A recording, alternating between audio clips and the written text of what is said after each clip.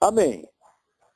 Primeira Epístola de João, capítulo 1, no versículo 1 diz assim: o que era desde o princípio, o que ouvimos, o que vimos com nossos olhos, o que temos contemplado, e as nossas mãos tocaram a palavra da vida. Até aqui. Vamos orar. Senhor, obrigado por tua palavra. Eu oro em nome de Jesus pela minha vida e oro pela vida dos meus irmãos, pedindo, Senhor, que o Senhor venha nos dando entendimento nessa noite, que o Senhor venha nos capacitando a compreender os teus caminhos, as tuas verdades, que nós possamos estar removendo todo conceito errado, que possamos estar aprendendo como usar essa palavra de maneira prática, que ela venha realmente a falar ao nosso coração, que nós possamos ser edificados nessa noite pelo teu poder. Vem, Senhor, sobre tua igreja, em nome de Jesus. Amém. Amém, irmãos. Chegamos finalmente, primeira epístola de João, e veja, essa epístola, ela é muito interessante pelo seguinte: ela traz verdades muito profundas, porém de maneira extremamente simples. É impressionante como João, ele tem a capacidade de expressar verdades profundas do cristianismo nessa epístola, de uma maneira até diferente do Evangelho de João, só que a maneira que ele se expressa é extremamente simples. Curiosamente, o pessoal acha que quando ele escreveu essa epístola, já estava em torno do ano 80, do ano 90. Todos os outros apóstolos haviam morrido. João foi o último a morrer. Ele ainda iria ser preso na ilha de Pátimos. E quando a gente percebe a linguagem carinhosa que ele tem na epístola, a gente percebe assim a linguagem de alguém que foi quebrantado pelo poder de Deus, alguém que aprendeu a humildade, alguém que expressava amor nas suas atitudes, expressava amor no trato com os irmãos. E assim, na epístola é muito claro. E uma outra particularidade, nós vamos notar que ele repete vários assuntos. Essa questão da repetição é importante porque a gente vê na igreja hoje que para mim dominar o assunto, dificilmente eu consigo, uma vez ouvindo o assunto, aprender tudo. É necessário com que eu ouça uma, duas, três vezes. Entende? Então o que acontece? Dentro dessa didática, João ele quer gravar os princípios básicos do Evangelho. Na igreja onde eu fui salvo, nós começávamos a leitura bíblica fazendo uma semana a leitura da primeira epístola de João. Nós lemos ela inteira, uma vez por dia, e todo novo convertido era indicado ele ler a epístola de João. Por quê? Ela vai fazer um resumo de todas as verdades básicas do Evangelho. Eu lembro, inclusive, que a primeira vez que eu fiquei sabendo sobre idolatria foi na primeira epístola de João. Seu último versículo, quando ele fala: filhinhos, guardai-vos dos ídolos. Eu lembro que eu estava na casa de um vizinho meu, e eu falei: não, amanhã eu vou ter que acordar cedo que eu vou na missa. Ele falou: você vai em missa? Eu falei: vou. Ele falou: mas como é que você é católico? Eu falei: porque eu fui batizado na igreja católica. Tá? Eu falei: rapaz, mas a catolicismo tem idolatria. Eu falei: não, mas isso daí é uma lembrança. Ele falou: não, peraí que eu vou te mostrar na Bíblia. Aí começou a procurar. Aí perguntou para a esposa, que ele não era lá um crente muito devoto. Perguntou: onde é que está aquilo lá que fala dos ídolos? Ela falou: procura aí em 1 João, capítulo 5. Aí ele achou e me falou. Curiosamente, no dia seguinte, quando eu fiquei cara a cara com o padre, cheguei e falei: Padre Pedro, o que foi? Que história é essa? Filhinhos guardados dos ídolos que está na Bíblia. Aí o padre, muito habilidosamente, chegou e respondeu. Falou: não, sabe o bezerro de ouro? Aqui está falando do bezerro de ouro, não são os ídolos. Esses aí nem ídolos são lembranças. É como se fosse uma foto, entendeu?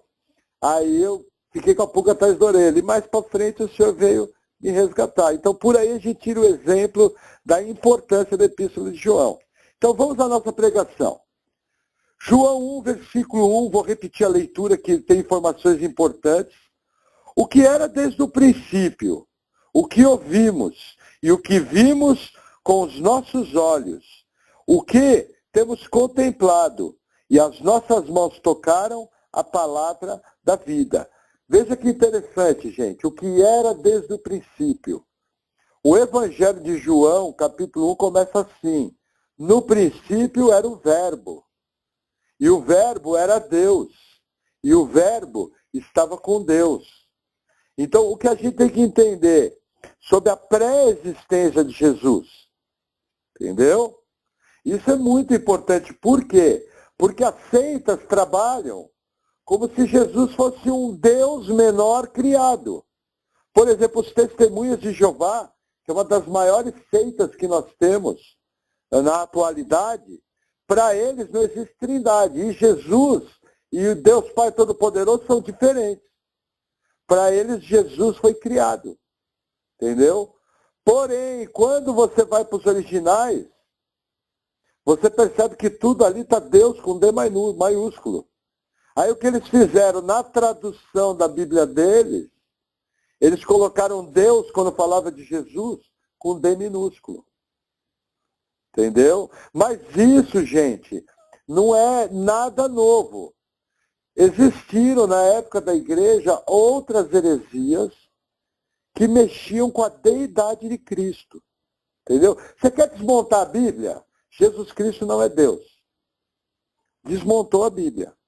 Entendeu? Porque todo o Antigo Testamento, de alguma forma, seja em figura, seja em tipos, seja em história, aponta para Cristo, nosso Salvador. E todo o Novo Testamento nos mostra a história dessa nova aliança. Entendeu?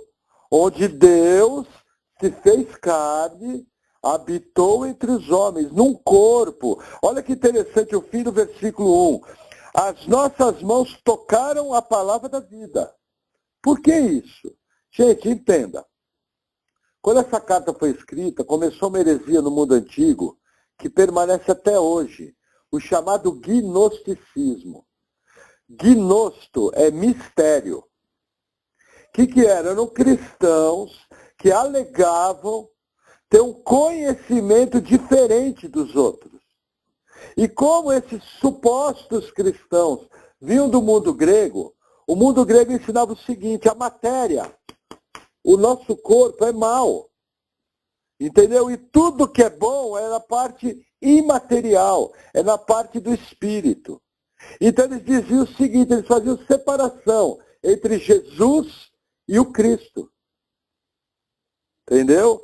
Jesus, para ele, era um homem que quando foi batizado por João Batista e a pomba veio sobre ele, ele adquiriu natureza divina. Passou a ser o Cristo. Na cruz do Calvário, quando ele estava no Getsemane, antes de ser preso, essa natureza divina saiu dele. E Jesus, a parte humana, foi crucificado. E morreu. Uma coisa mais sem pé nem cabeça. Entendeu? Por quê? Porque isso quebra todo o plano de redenção de Deus. Através de um homem entrou o pecado no mundo.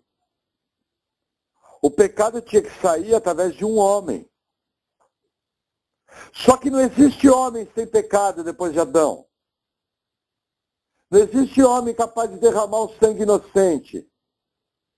Aí que entra Jesus. Ele abriu mão da sua glória como Deus, ele abriu mão da sua forma como Deus e veio habitar num corpo humano. Por isso que João fala, ó, o que vimos com nossos olhos, o que ouvimos, o que temos contemplado. Percebe a preocupação de João em mostrar que Jesus teve um corpo de carne e osso como o nosso. Quando Jesus ressuscitou em um corpo. Hoje ele habita no céu, à direita de Deus Pai, em um corpo. Entendeu? Então, assim, o gnosticismo foi a pior heresia do século I. Entende? Uma outra heresia muito comum é aquela que mexia com as duas naturezas de Cristo. A gente tem que entender a união hipostática. Jesus é 100% Deus e 100% homem. Nele habita corporalmente a plenitude da divindade. Essa é uma outra coisa difícil. Muitos evangélicos não sabem o que é união hipostática. Acha que é um termo da física, da química. Entendeu? Muitos cristãos não sabem explicar. Jesus era Deus? É. Aí você pergunta, mas quem morreu na cruz? Porque a Bíblia fala que Deus não pode morrer. Acabou de desmontar a doutrina do cara. O cristão que conhece a Bíblia vai falar, mas irmão, entenda. Jesus era 100% Deus, 100% homem. Por isso que foi possível ele morrer na cruz. Entendeu? Ao mesmo tempo que foi possível ele realizar todos os milagres que ele realizou. Desbancou o cara com doutrina. Entendeu? Porque é importante conhecer a Bíblia, mas vamos seguir. Versículo 2. Porque a vida foi manifestada, e nós a vimos, e testificamos dela, e vos anunciamos a vida eterna, que estava com o Pai, e nos foi manifestada. Olha que interessante, novamente, ó, a vida foi manifestada, e nós a vimos. Novamente, ele afirmando. Porque tinha gente que queria afirmar o seguinte, que Jesus era como se fosse uma aparição. Sabe, alma penada? Assombração? Tinha gente no mundo antigo que dizia o seguinte, que Jesus parecia que tinha corpo. Mas na verdade não tinha. Entendeu? Então a gente percebe a preocupação de João. E aí ele continua. Testificamos dela e vos anunciamos a vida eterna. Gente, salvação, somente em Cristo. Entendeu? Ele é o autor da vida. Entendeu? É ele que dá a quem ele quer. Entendeu? Ele falou, eu dou a minha vida pelas minhas ovelhas. Entende? Então ele é o autor da vida. E aí ele continua repetindo, ó, que estava com o Pai e nos foi manifestada. Novamente, João 1:1. No princípio era o Verbo, e o Verbo estava com Deus. E o Verbo era Deus. Olha no versículo anterior, no versículo 1, finalzinho, palavra da vida. Palavra está com P maiúsculo. É Deus, o Verbo. Entende esses detalhes? A preocupação de João em colocar, gente, Jesus teve um corpo, Jesus era Deus, Jesus era a vida eterna. Entendeu? Nós o vimos, nós tocamos, nós testificamos dele. O que é testificar? É dar testemunho daquilo que é verdadeiro. Entende? Isso mostra uma responsabilidade do cristão. Gente, o mundo não sabe quem é Jesus. Entendeu? Para o mundo, Jesus não é Deus. Porque se ele fosse Deus, o mundo ia seguir ele e obedecer. Por que as pessoas não creem em Jesus? Porque para eles, Jesus foi o fundador de uma religião. Jesus foi um grande homem. Jesus foi um grande exemplo. Jesus foi o tipo de um Buda. Foi um homem inspirado. Foi um iluminado.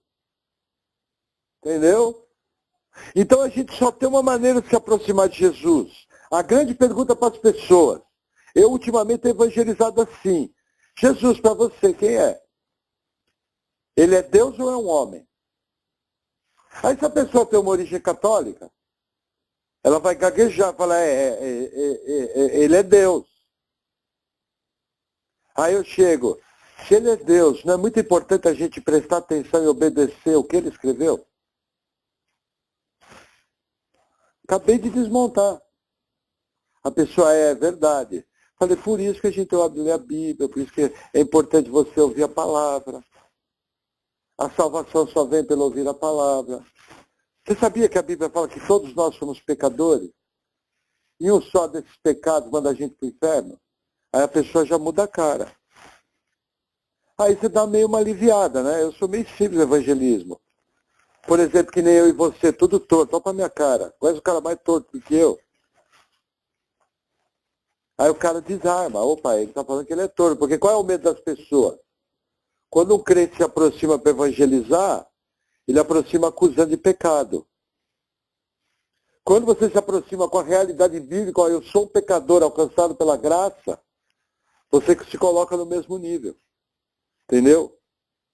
Por exemplo, a maioria das pessoas que eu conheço são muito melhores do que eu era antes de ser salvo. Entendeu? Se Deus salvou um maluco que nem eu, pode salvar qualquer um. Amém? Vamos seguir. Vamos abrir 1 João 5, versículo 20.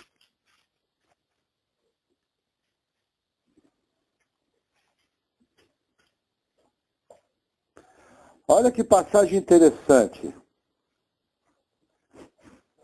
E sabemos que já o Filho de Deus é vindo, e nos deu entendimento para que conheçamos ao verdadeiro.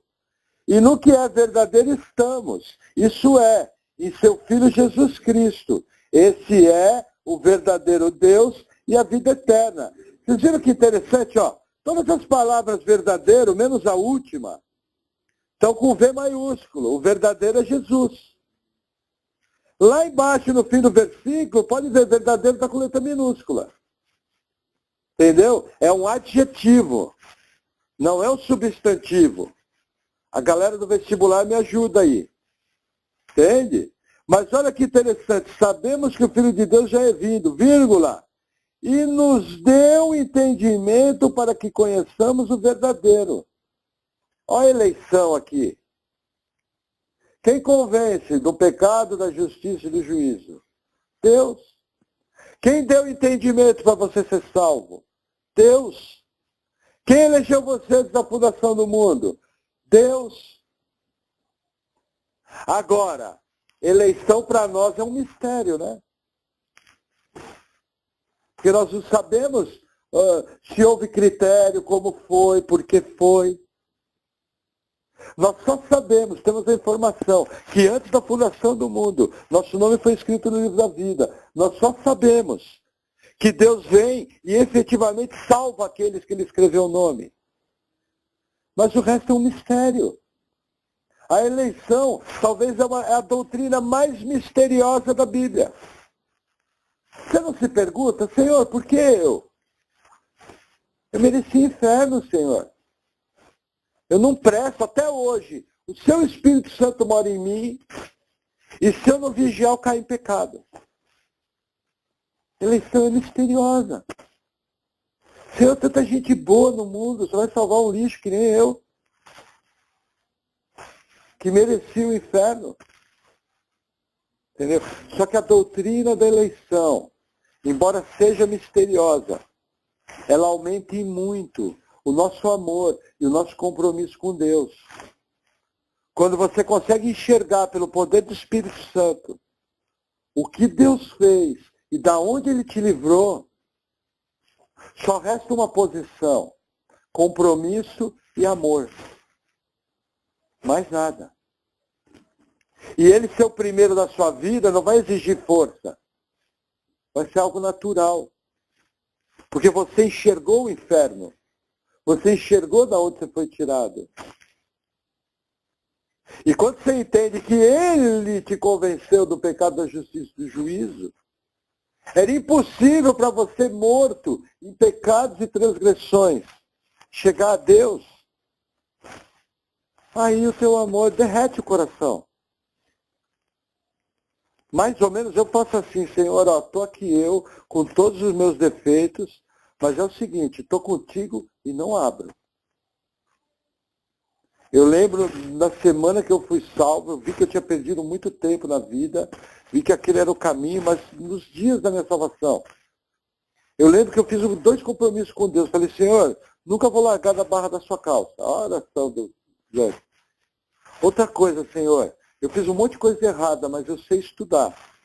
Eu vou dar o meu melhor de mim para conhecer a tua palavra e para ensinar. Enquanto eu estiver nesse planeta, eu vou fazer isso. Foi os 2 compromissos que eu fiz com ele. Graças a Deus, Ele tem dado graça. E eu tenho conseguido, nesses quase 20 anos, manter as 2 promessas. Promessa que eu digo naquele sentido católico, os dois compromissos. Amém? Vamos voltar de novo no capítulo 1? Vamos ao versículo 3.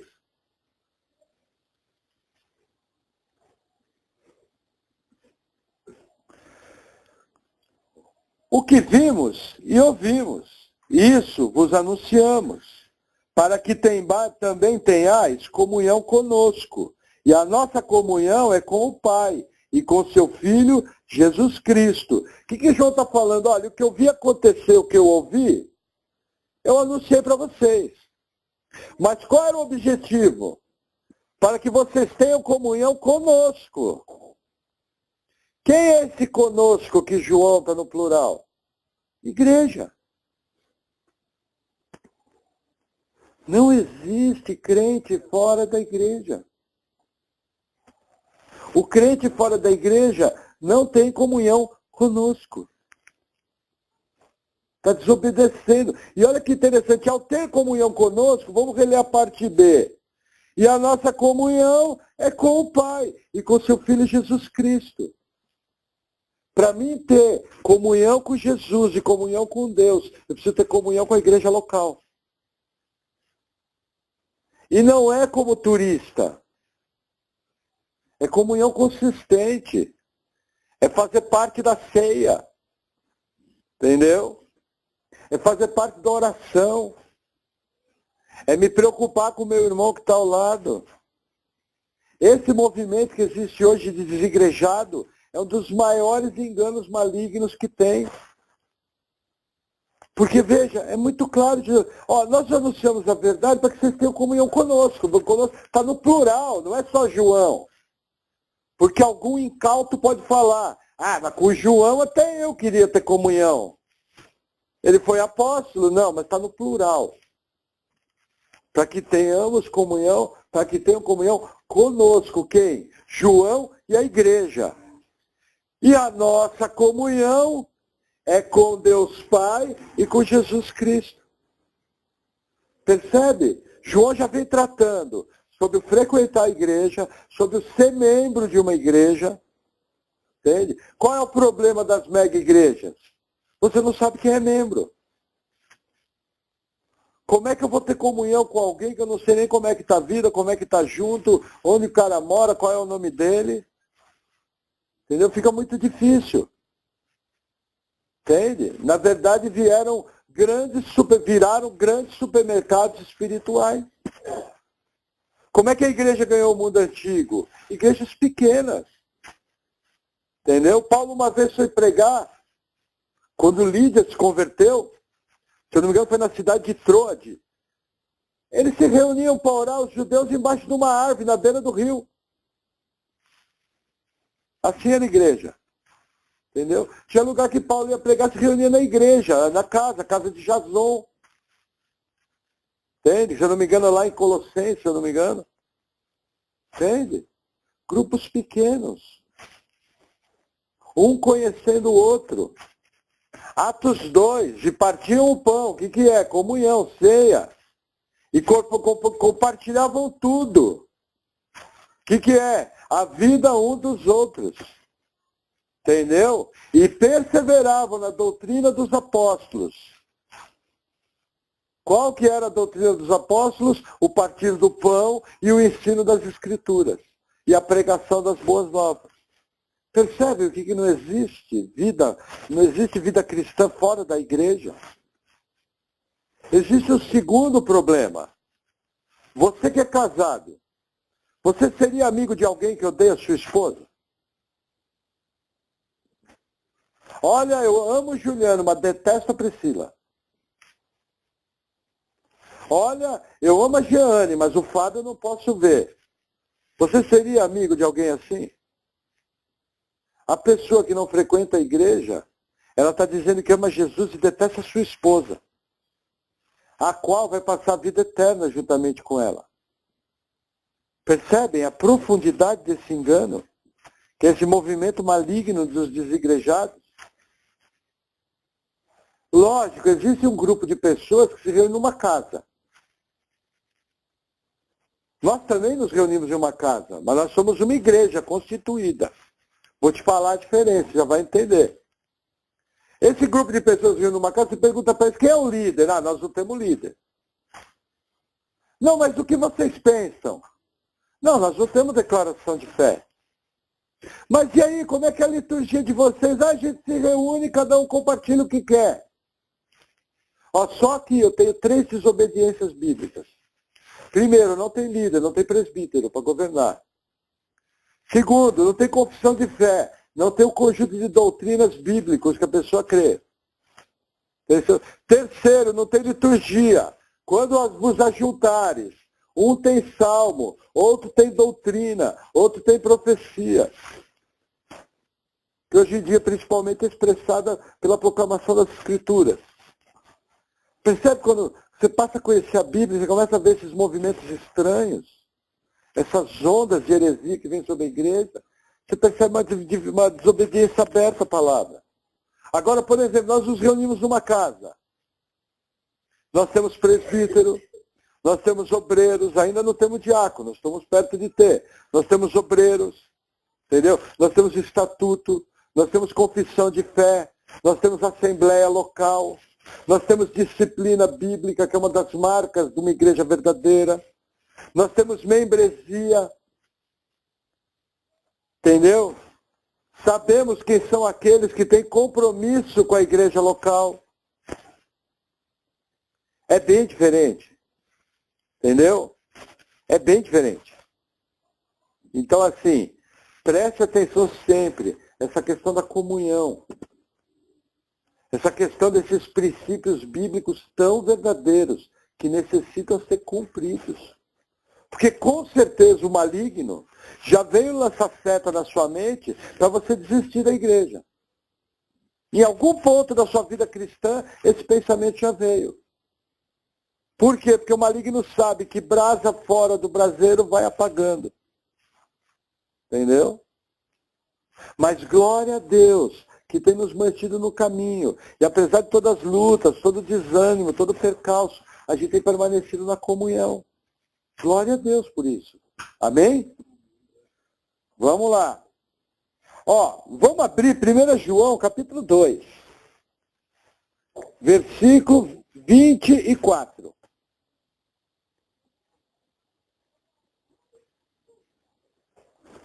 Olha que legal. Falando sobre comunhão. Ó. Portanto, o que desde o princípio ouvistes, permaneça em vós. Quer dizer, a palavra da pregação tem que permanecer no crente. Vírgula. Se em vós permanecer o que desde o princípio ouviste, também permanecereis no Filho e no Pai. Qual é a marca do nascido de novo? Primeiro, aquilo que ele ouviu quando ele foi regenerado, permaneceu nele. Segundo, a consequência, ele permanece em Jesus. Gente, não tem perda de salvação, pode ter um desviado. Mas já expliquei para vocês, a pessoa desviou da fé. 2 coisas acontecem. Primeiro, a chibata vai comer no lombo. E a pessoa vai voltar porque ele vai ser duramente disciplinado por Deus. Segundo, Deus disciplina, ele não volta, Deus recolhe. Entendeu? Mas não entra nessa história, ah, fulano morreu, fulano se desviou, não é mais crente. Está errado. Ó, esse versículo mostra isso. Se a palavra permanecer em vós, você permanece no Filho. Mais à frente nós vamos ver. Quem permanece no Filho, permanece na igreja. Segunda Epístola de João fala isso. Não prevarica. Entendeu? A grande prova que alguém não é salvo é quando ele sai da igreja, abandona a fé. Entendeu? Porque o crente que teve uma experiência com Cristo, quando se afasta da igreja, nem pecar direito ele consegue. Entendeu? Nem pecar direito ele consegue. Já vi inúmeros testemunhos de pessoas que tentaram se afastar da igreja e no momento que elas viviam afastadas, elas não tinham paz, elas não conseguiam pecar, faltava alguma coisa na vida dela, a vida dela ficou sem graça. Por quê? Porque ele nasceu de novo para adorar a Deus. Só existe, meu irmão, você só presta para uma coisa, adorar a Deus. Você não presta para mais nada. Nossa, irmão, então não vou trabalhar? Não seja simples. O que eu estou dizendo é o motivo por qual você foi criado. Você nasceu de novo, da água e do Espírito. Só tem uma função, adorar a Deus com toda a sua força, com todo o seu entendimento, com toda a sua sabedoria. Você só serve para isso. Amém? Vamos seguir no nosso estudo. Versículo 4. Essas coisas vos escrevemos, para que o vosso gozo se cumpra. João 1, 4. O que acontece? Aqui está falando da alegria da salvação. Gente, gozo, ela é uma palavra muito ampla, ela é uma palavra muito forte, querendo expressar alegria. Não é um simples sorriso, não é um simples ré. É júbilo, é regozijo. Aí você fala, irmão, eu não tenho esse regozijo. Tem alguma coisa errada com a sua salvação. O crente que não tem prazer no Senhor, no mínimo está passando por uma enfermidade espiritual. Um crente que não tem expectativas em Deus, não tem expectativa no sobrenatural, não tem expectativa na sabedoria de Deus, não tem expectativa na palavra, não tem expectativa na oração. Olha, para chutar baixo, está com anorexia espiritual, está com problema espiritual. Para chutar alto, talvez você nunca foi salvo. Você é um religiosão, carregador de Bíblia, 2 vezes filho do inferno. O crente, não estou dizendo que você vai ser um bobão, que fica rindo, sabe aqueles caras bobos que ri demais? Não é isso que eu estou falando. Mas o crente tem que carregar em si o gozo, o júbilo. O crente tem que ter aquela história, puxa, Senhor, obrigado. O Senhor me deu saúde, o Senhor me deu uma família linda, o Senhor me deu a oportunidade de congregar, o Senhor me deu a oportunidade de orar, de ler a Bíblia, o Senhor me deu filhos lindos, o Senhor me deu uma família que tem seus problemas, é uma família linda. Entendeu? Quanta coisa a gente tem para jubilar no Senhor. Entende? Gente, uma vez eu vi um pastor falando uma coisa, achei interessante. Esse pastor falava que 2 coisas muito difíceis. Primeira delas, fazer o pecador se entristecer. Porque o pecador peca e está tudo bem, correto? É só festa. Segunda coisa difícil, fazer o crente se alegrar. Terrível. Tem crente que não tem júbilo. Tem crente que não tem alegria. Se você não tem tido isso, entre em oração. Pergunta para o seu Senhor, por que eu não tenho essa alegria que o meu pastor está falando? O que tem de errado com a minha vida? Por que nos momentos de crise eu não me lembro daquilo que o Senhor fez? Percebe? Tem que ter isso. Amém? Alguém alegre vai querer congregar. Alguém alegre vai querer ouvir palavra. Alguém alegre vai querer ler Bíblia. Alguém alegre vai querer orar pelo irmão. Se você não tem essas marcas na sua vida, tem algo errado com o seu cristianismo. Está errado. O que você está vivendo não é o cristianismo bíblico. Pode passar por lutas, pode passar por dificuldade de tempo, mas o tempo todo, não tem tempo, não dá, estou atrasado, muita coisa que fazer. Tem algo errado. Talvez está faltando para você buscar primeiramente o reino dos céus e a sua justiça, e as demais coisas serão acrescentadas. Amém? Vamos seguir. Versículo 5. E esta é a mensagem que dele ouvimos e vos anunciamos, que Deus é luz e não há nele trevas nenhuma. Olha que interessante, gente. Deixa eu explicar esse conceito aqui. Nessa sociedade aqui até nem era tão presente. Mas era uma cultura grega. Na cultura grega havia centenas de deuses e semideuses. Então você pegava, por exemplo, tentar lembrar uma história. O deus Zeus, que era o pai de todos. O que ele fez? Ele teve uma encrenca com o filho dele, o deus Hades, se eu não me engano é essa a ordem, e colocou Hades preso no inferno. Entendeu? Mas como castigo, assim, vingança. Entendeu? Aí você viu um deus grego tentando matar outro deus. Então o que mostrava era o tipo de Deus que tinha luz e tinha trevas. O que a Bíblia nos ensina? Que Deus habita em luz imarcessível.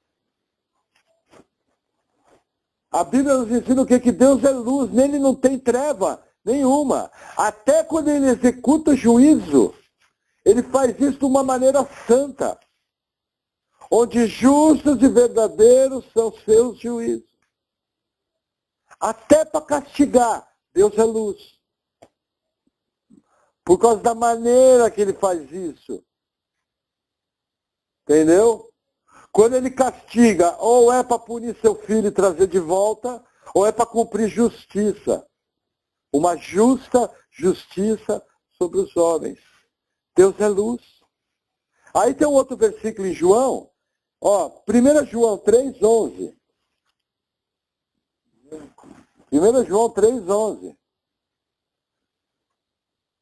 Falando da mensagem, olha que legal. Porque esta é a mensagem que ouvistes desde o princípio, que nos amemos uns aos outros. Primeiro, aqui está falando com quem? Com o mundo comum ou com a igreja? Com a igreja. Nos amemos, ao tempo do verbo. Então, o amor do cristão, ele se manifesta primeiro com a igreja. Ah, irmão, mas e o mundo? O amor para com o mundo se manifesta através da pregação do evangelho. Mas, irmão, e a esmola? A esmola é por de dentro da igreja. Local. Supriu todo mundo na igreja local? Vamos ajudar os de outras igrejas. Supriu todo mundo de outras igrejas? Vamos mandar dinheiro para algum missionário. Supriu tudo, é todo mundo milionário aqui? 20 salário mínimo de salário para cada um? Esporadicamente, vamos ajudar algum necessitado da forma que Deus mostra. Mas a maior expressão do cristão para com o mundo, gente, é o evangelismo. É você ter atenção. É você orar com alguém que está passando por um problema. Lembra do ministério cristão?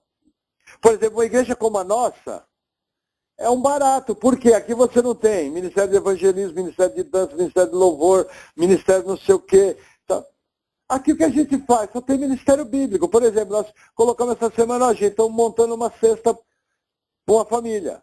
Ministério de socorro. Aqui nós temos o ministério bíblico, oremos uns pelos outros. Por exemplo, eu estou no carro dirigindo, lembro do Gilberto. Já na hora, oro por ele, Senhor, ó, o Gilberto, aquele caso. Eu estou com algum trabalho, nossa, minha mãe foi para UTI. Vamos orar agora, pedir para Deus curar? Eu peço para orar na hora. Ministério cristão. Aí eu fico sabendo que minha tia está quebrando, logo meu tio vai se separar. Ministério cristão. Eu vou lá falar para eles das boas novas, falar que Deus pode mudar a situação. Aí você pergunta, mas irmão, vocês não têm teatro? Vocês não têm torcida? Eu, por exemplo, a irmã Jeane já vi o ministério de torcida, de jogo de futebol. Coisa mais esdrúxula. Não, ministério de esportes. Aonde que está isso da Bíblia?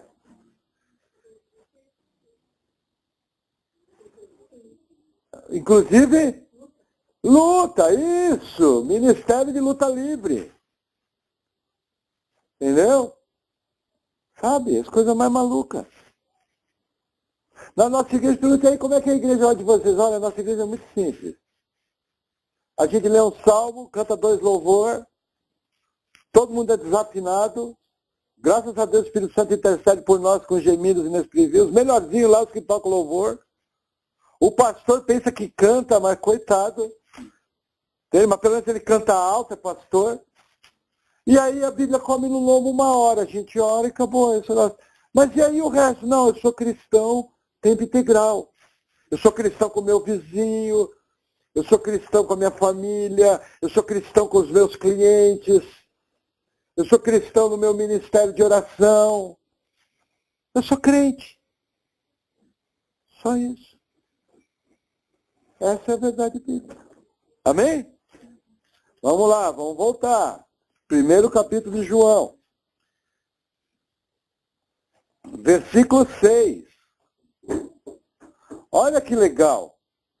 Se dissermos que temos comunhão com Ele e andamos em trevas, mentimos e não praticamos a verdade. Gente, olha o que João está falando aqui. Quanta gente diz que é crente e anda em trevas, vida cheia de pecado. Gente, falar uma coisa para vocês, o crente, quando está no pecado, ele é o primeiro a falar. Se ele é crente de verdade, ele é o primeiro a vir procurar o pastor. O pastor precisa de ajuda. Por quê? Porque tem tal pecado que eu não estou vencendo. Entendeu? Aí o que o pastor vai fazer? Vem cá, meu filho, que eu vou fazer uma oração forte por você. Não. Vem cá que nós vamos fazer uma libertação. Não.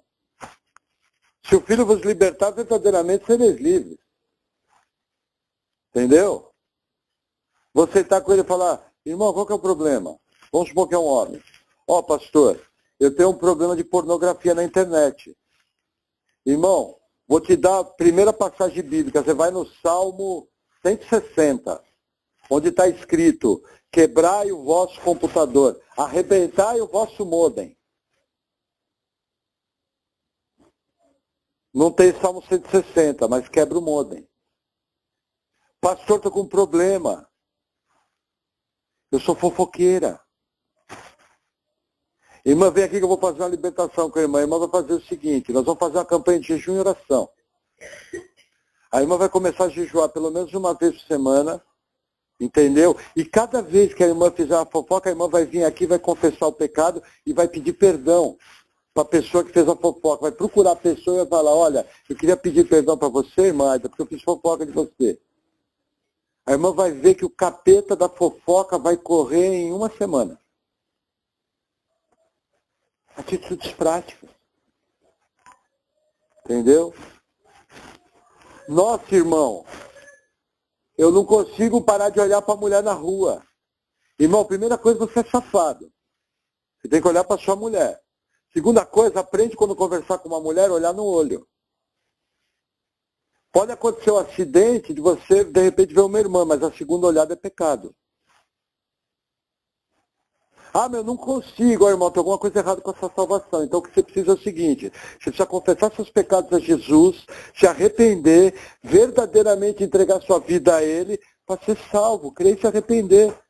Porque se o irmão não consegue vencer um pecado desse, acho que nem salvo o irmão é. É o que a Bíblia ensina. Agora, como é que é o crente de verdade? O crente de verdade abaixa a cabeça, primeiro ele chega com a bola abaixo. Pastor, estou precisando de ajuda.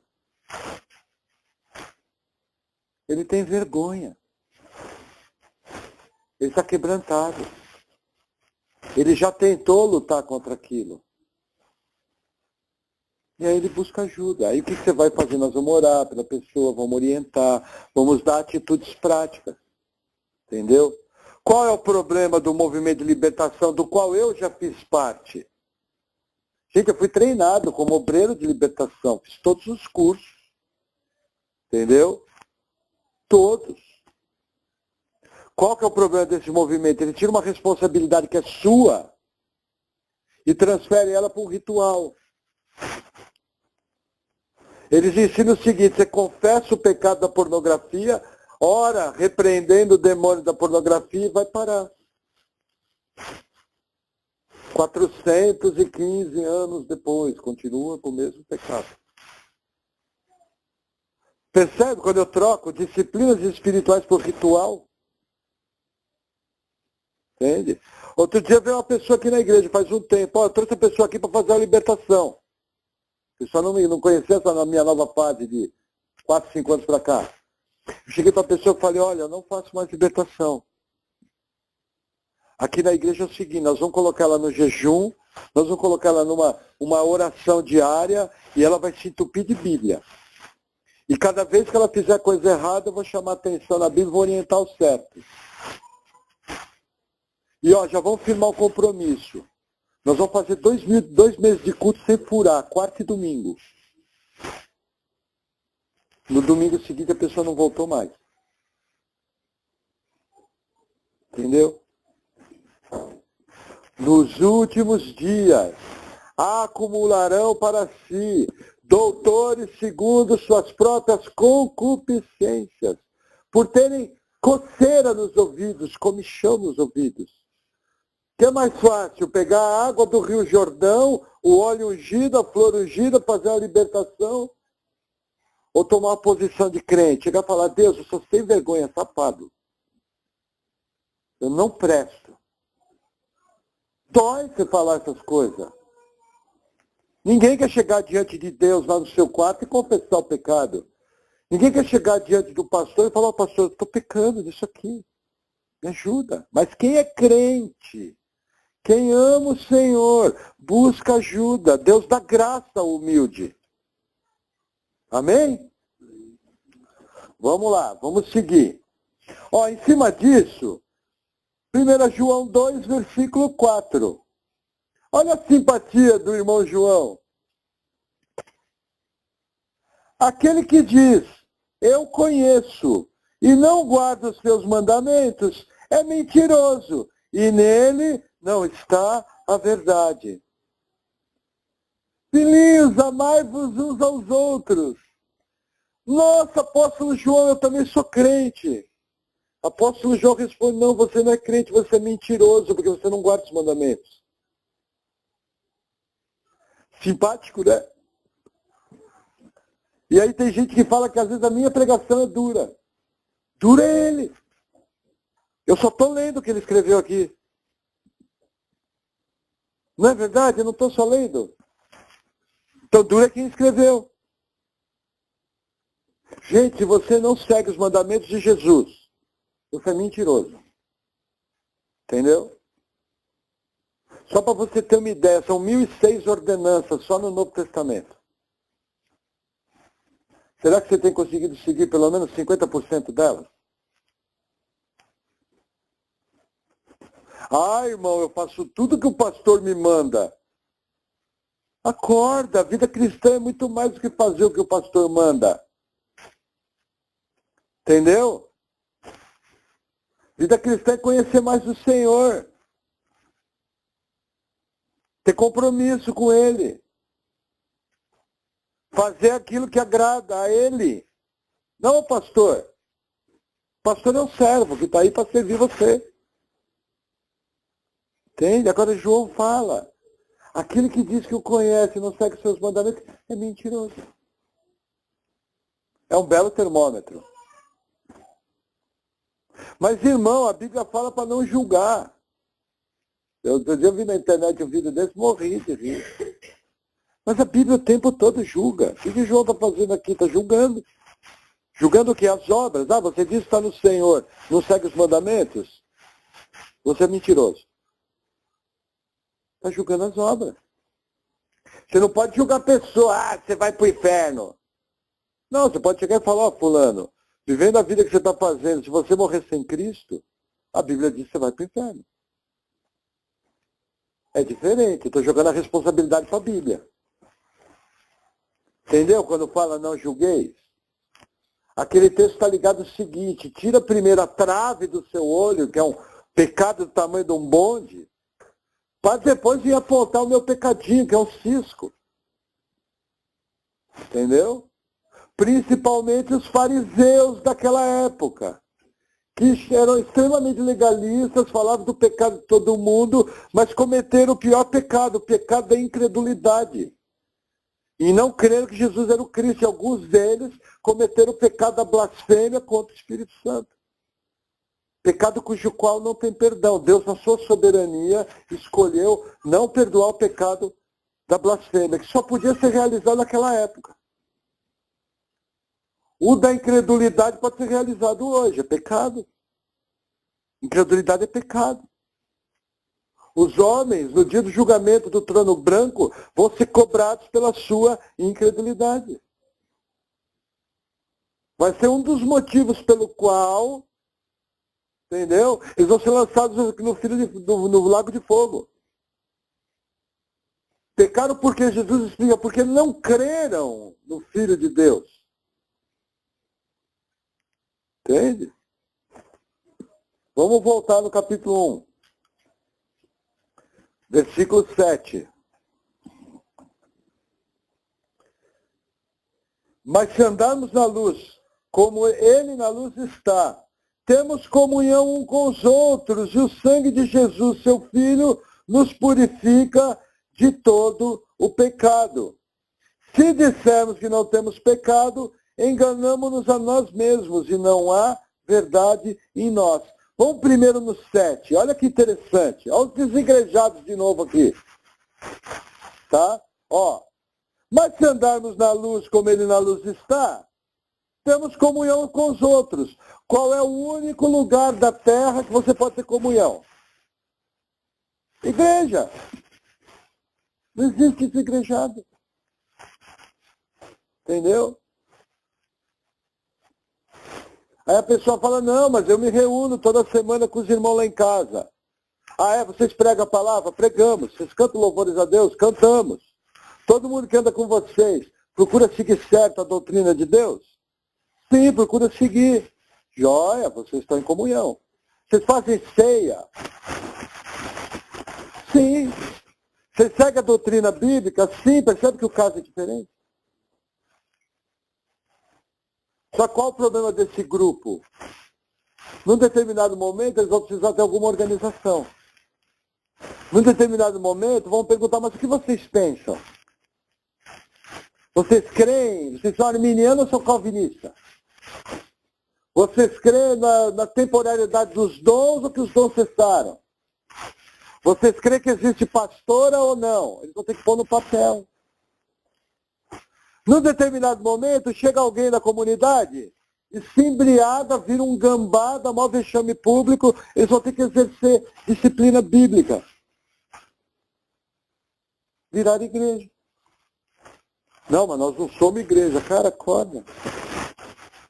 Você pode até não ter um nome, você pode não gostar de denominação.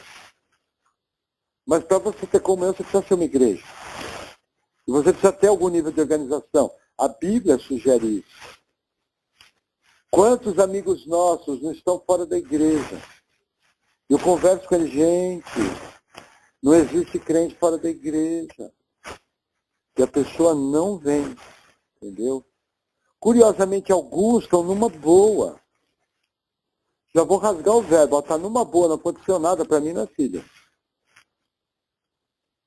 Porque eu conheço uma meia dúzia que está fora da igreja, olha, a cinta come no lombo.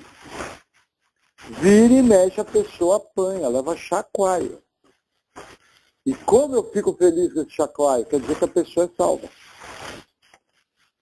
Lógico que a gente não quer o mal de ninguém, mas, pô, você quer a pessoa salva. Entendeu? E aí, comentando o versículo 8. Outra frase simpática.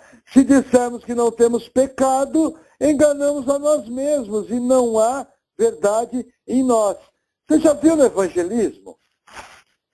Que você prega para a pessoa começa a olhar para a sua cara, mas eu não sou pecador. Gente, isso é a coisa mais comum. Porque pecador para todo mundo, o que é? Eu não vendo cocaína na esquina, eu não vendo crack na Cracolândia. Eu não estupro criança. Eu nunca abusei sexualmente da minha enteada. Não, eu nunca roubei banco. Aí você começa a perguntar, fulano, lógico que você não fez essas coisas, eu conheço você é uma pessoa de caráter. Mas vamos correr os 10 mandamentos? Entendeu? Você já cobiçou alguma coisa do seu próximo? Você já teve inveja? Você já cobiçou alguma mulher que não fosse a sua? Você já teve alguém que foi maior que Deus na sua vida? Você já mentiu? Pronto, baixou as orelhas, baixou os olhos. Gente, uma boa forma, quando você pegar uma pessoa que diz que não tem pecado, calmamente converse com ela. Primeiro você elogia, faz que nem Jesus. Jesus nas cartas das igrejas, ele elogiava e dava nos dedos. Pum. Fala, não, fulano, é lógico que você não... Não é esse tipo de pecado que você está falando, você está pensando em explodir ônibus de criança, vender droga. Você é uma pessoa de caráter. Eu te conheço não sei tantos anos, mas pô, o padrão de Deus é maior do que esse. Vamos para os 10 mandamentos, você já mentiu? Você já, ó, essa mentira vai levar você para o inferno. Você não tem como pagar o preço dessa mentira. Aí a pessoa começa a entender. Melhor coisa, correr os 10 mandamentos. Mas aqui surge um problema. Você conhece os 10 mandamentos?